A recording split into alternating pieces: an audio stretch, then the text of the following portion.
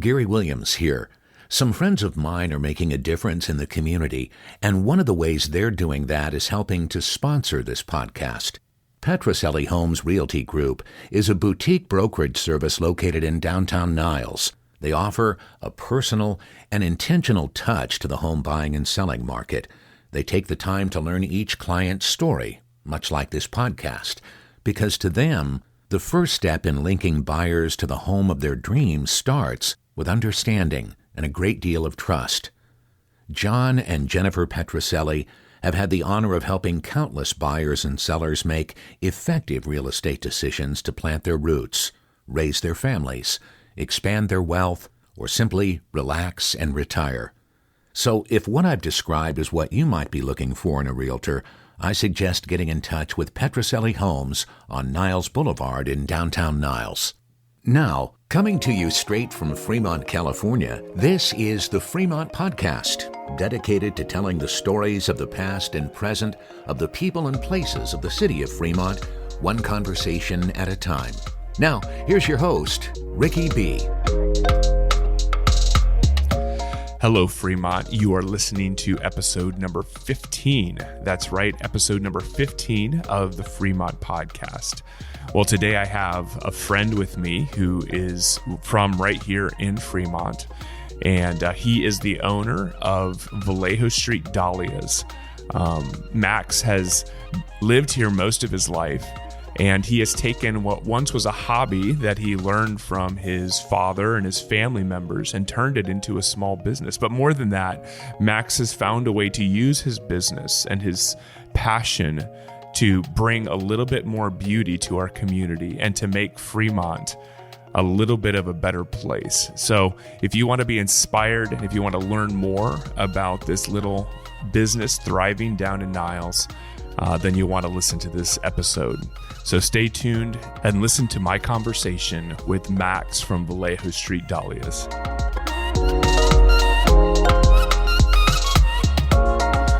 Today I am with a very special friend.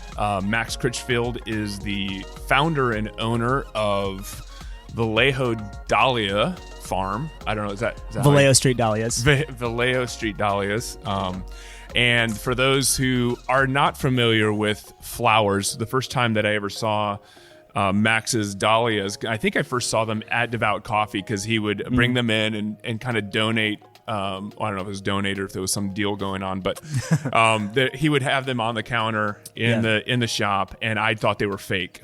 I did not know about dahlias until that point, and I just thought it was amazing that somebody could make something fake that looked so beautiful, but it wasn't fake. It was actually real flowers. So anyway, Max is responsible for the dahlias that show up around here, around Niles. So Max, it's good to have you on the Fremont Podcast.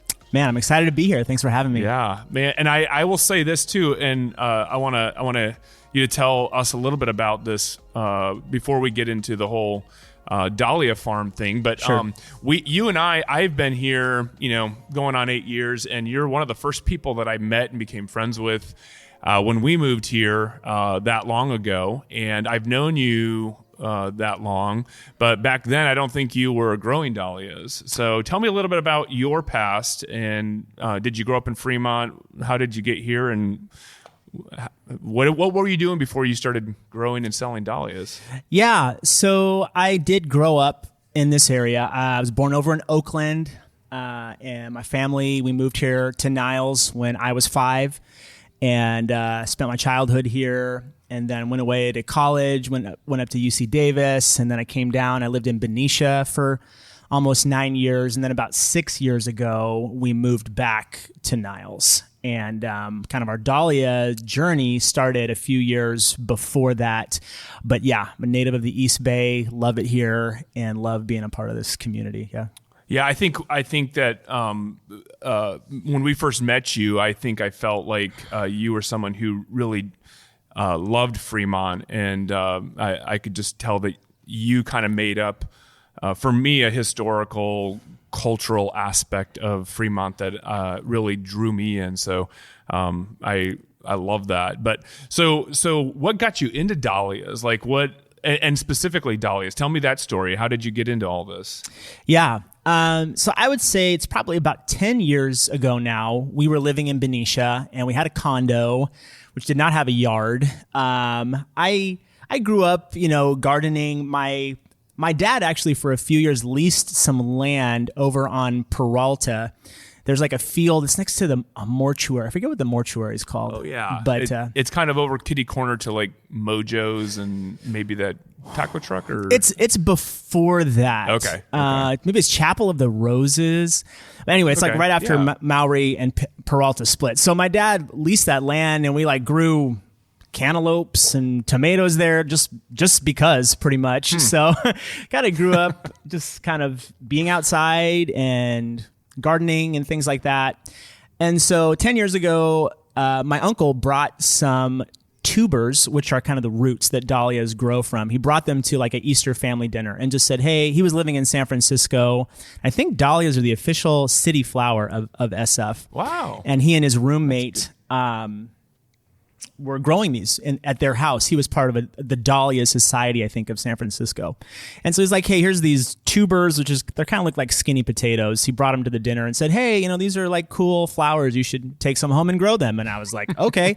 So like, as I mentioned, I didn't have a yard or anything. I had a few pots on a patio. And so I just put them in these pots, and I watched them kind of come up over the course of the season, and I was entranced, basically, and I just kind of fell down this rabbit hole that I'm still falling down, basically, that every year since we've pretty much grown more. Like it was 2 that season, and then I grew, I think, 6, and then I took over a neighbor's yard. I grew like 20, and then I grew 50, and it's just kind of gone on. And from there. A long time, when you first started doing this, at least when you first started the business concept and pursuing that, you were growing all of these in Niles, like in Vallejo Street, right?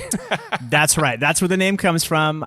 We live on Vallejo Street, and we grow dahlias. Okay. So it was very self-explanatory, and we thought it had a nice ring to it. So yes, until a year ago, we were only growing in Niles. We started with like 50, and then we took over our neighbor's yard and grew 300 plants for the last few years. Wow. Yeah. Wow. So I think you explained this to me once before, but for anybody who might not be aware of dahlias, and you kind of described it here just a moment ago, but I want to come back to it. Sure. And that is, so when you say tuber, I think when you first mentioned tuber, and you kind of even showed me like the process that you're going through in planting and cultivating and harvesting. How does like a tuber? Tubers kind of look like roots. They kind of look like gnarly potatoes, I guess. Yeah, maybe. yeah. And then how do they differ from like, say, I know like we talk about tulip bulbs. Yeah. So what not that this is a botanical lesson here or anything like that, but tell me a little bit about the difference between tubers and like bulbs and all that stuff. Yeah, tubers, what's interesting about them is that they kind of multiply underground each season. So there's different ways. In some other parts of the world, they plant like their fields of dahlias from what they call cuttings, which are just kind of little pieces you cut off of other plants. I mean, people who cultivate house plants, they're familiar with that concept.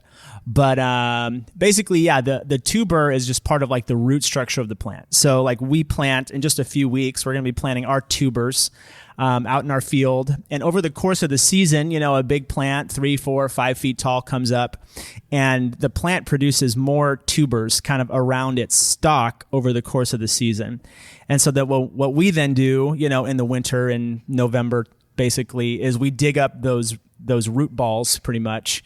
And each of them, they can be split up in such a way that each part of the roots can then become a new plant. So that's kind of how we propagate and grow our field. We grow the amount of dahlias that we produce, and then we also sell to people who want to grow those in their home gardens and things like that. So I think with like bulbs, other things, obviously I'm not an expert in those other ones, but I don't think they multiply at the same level that dahlias do. Okay.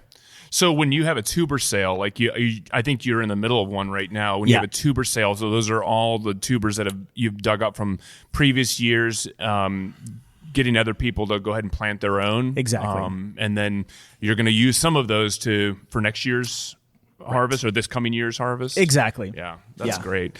Well, I think it's awesome. I know that I can find, like I mentioned at the beginning, you can find your dahlias around town in different places. But one of the main places that people can find their dahlias if they want to purchase them from you is the Niles Farmers Market on Saturday morning. Is that correct? That's right. That's kind of our main market where we've been selling the longest, and it's really convenient for us because it's right around the corner from our house.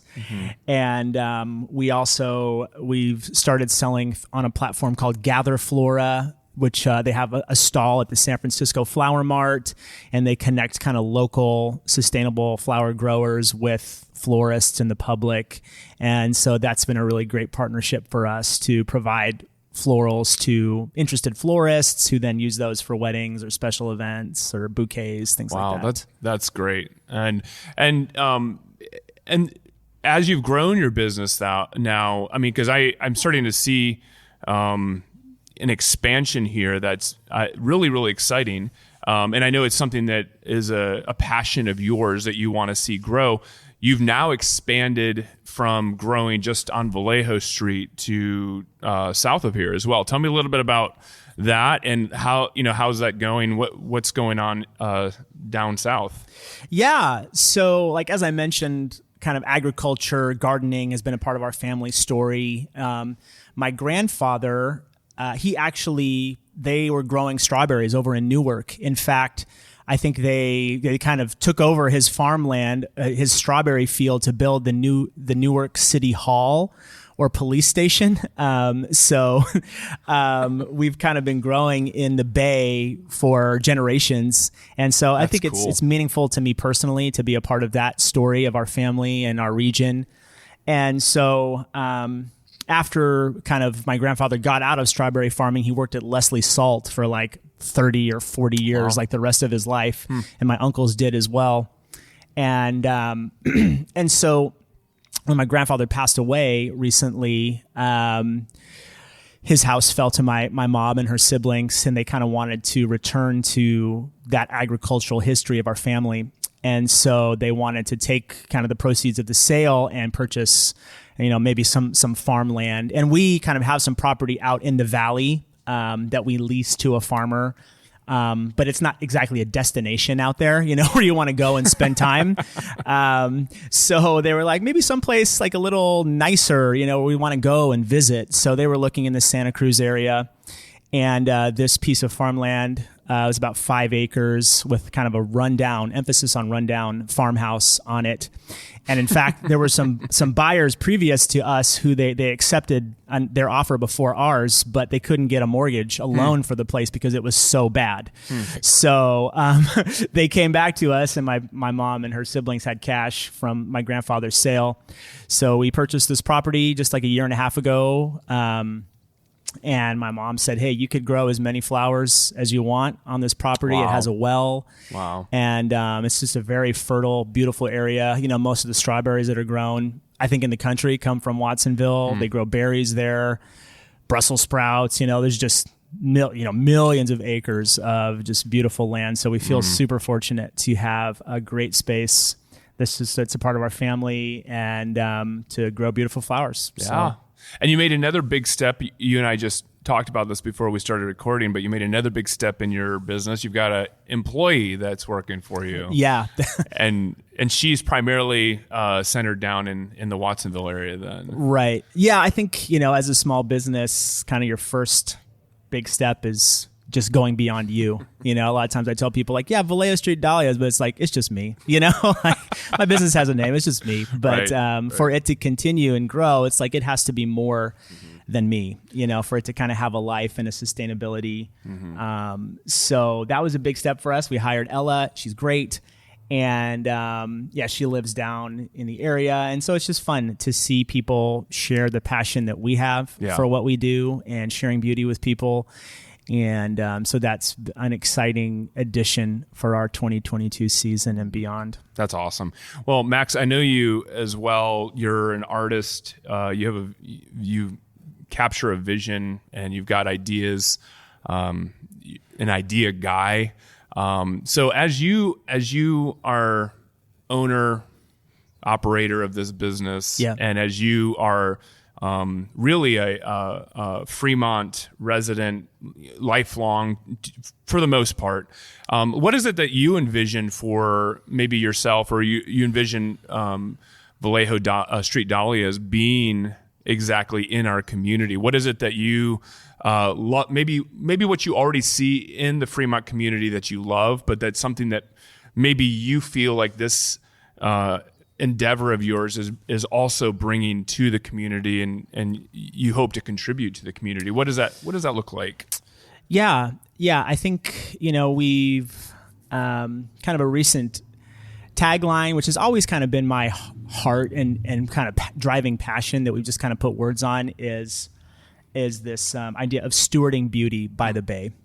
And like a steward is someone who's like kind of entrusted with something significant, and you're carrying it forward. And I kind of feel that way with like the tubers, the dahlia varieties that we grow. We dig them up, we plant them again. And the thing about a dahlia variety is that it's only propagated from root to root, or cutting to cutting.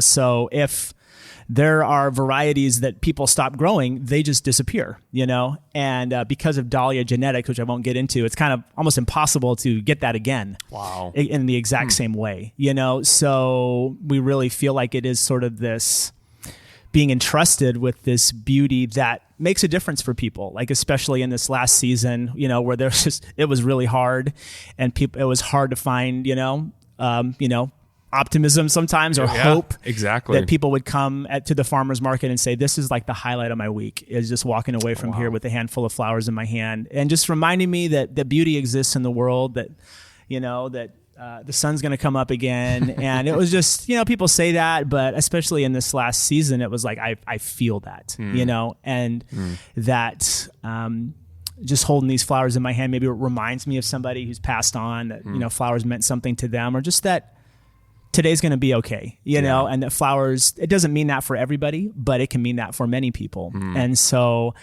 I think that's part of the driving why for us at Vallejo Street Dahlias, is just what flowers can mean, just to give hope to people that like, what, beautiful things exist in the world.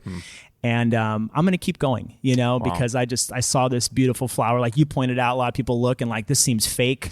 That's part of the dahlia hole I've fallen down, is there's this practically infinite variety under the dahlia umbrella, which is kind of why we're just like staying in that lane, because there's so much to know about them, and so many. You can start hybridizing your own types. We have a few like things we're hoping to kind of introduce in coming years, like our own varieties of dahlias and things like that. And so I think that's what we enjoy, is partnering with other people and people you've had on your podcast who just have a vision for inspiring through beauty, people, whether that's taking pictures, whether that's, making confections or whatever that is, brewing coffee.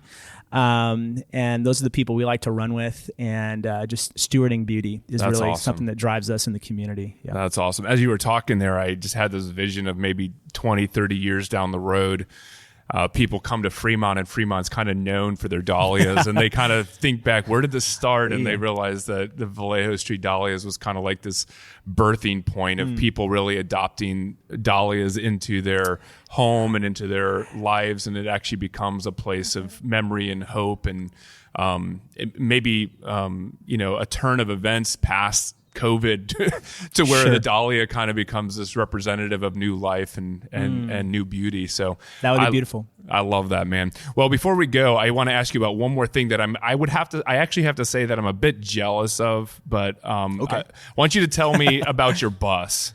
Because I love that thing. Every once in a while I see it parked out at Niles, the Niles Farmers Market.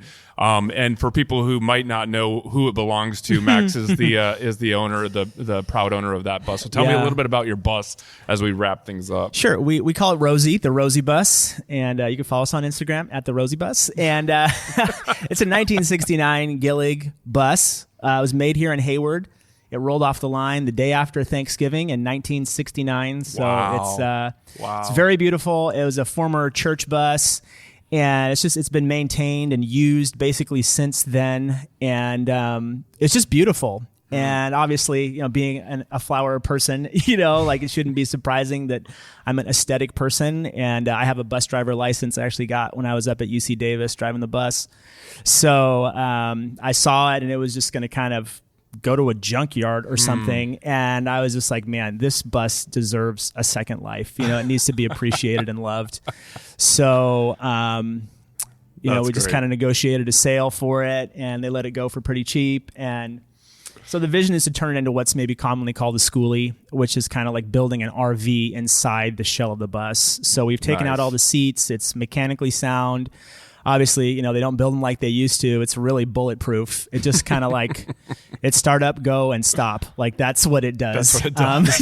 Like obviously cars now a lot more complex. This is very simple, and it's just very beautiful. So we had it painted by an amazing group. I think it was called Davis Painting in Sacramento, and we've had some projects come to an end. We're trying to simplify as a family and as a business, and so I'm hoping that this is the season that I really make headway. I'm building out the bus. I have 3 kids, and we're excited to kind of adventure in it, and maybe rent it out as an Airbnb or something like that. That sounds like a great idea. It's a really cool thing, and I think it is. It's aligned with our passion for the flowers of just this is something beautiful we want people to enjoy. Wow. So, thanks for asking about it. No, I love it, man. I do.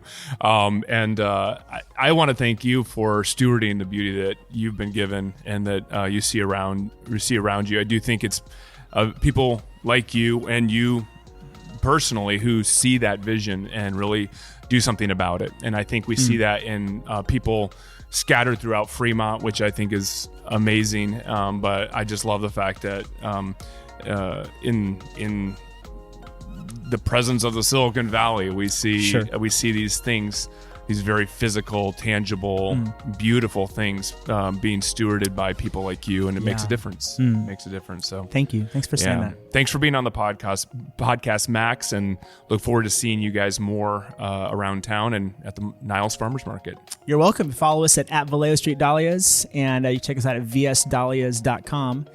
And we'd love to connect with you. Yeah. And be sure to pick up some merchandise because they've got some great stuff coming out. Absolutely. All the time. So pick it up there, wear it around, support them, support Fremont, and let's make a difference. Thanks so much. Yeah.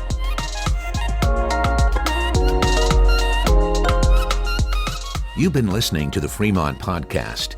Be sure to subscribe wherever it is that you listen so you don't miss an episode. And if you're so inclined, leave a kind review so that others can find the podcast.